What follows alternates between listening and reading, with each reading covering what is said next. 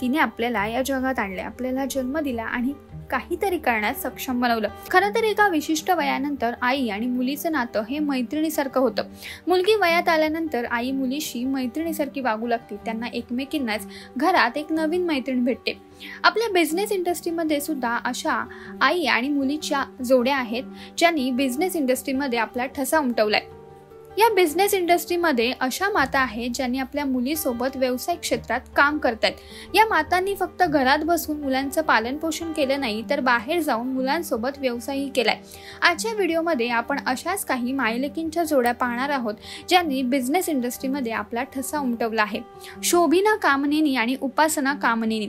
मायलेकीच्या business woman जोडीमध्ये दक्षिणेतील प्रसिद्ध अभिनेते रामचरण यांची पत्नी उपासना हिचं नाव पहिलं येतं। उपासना या अपोलो कार्यकारी उपाध्यक्ष आहेत। भारतातील नामांकित हॉस्पिटल ग्रुपच्या त्या संस्थापक आहेत। त्यांची मुलगी शोभिना ही कामनेनी हॉस्पिटलच्या CRSच्या उपाध्यक्ष आहेत। त्यांच्या कुटुंबातील दुसऱ्या आणि तिसऱ्या पिढीतील उद्योजक म्हणून शोभना आणि उपासना या कौटुंबिक वारसा पुढे नेत आहेत। दुसरी जोडी म्हणजे फाल्गुनी नायर आणि अद्वैत नायर।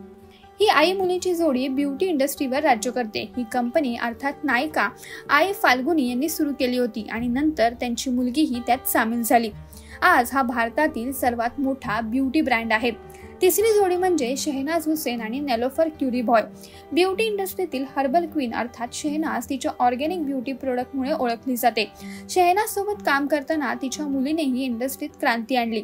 निलोफरला टेक्नॉलॉजीचं अधिक ज्ञान आहे, ज्यामुळे तिचा ब्रँड अधिक पुढे नेण्यात अजूनच मदत झाली।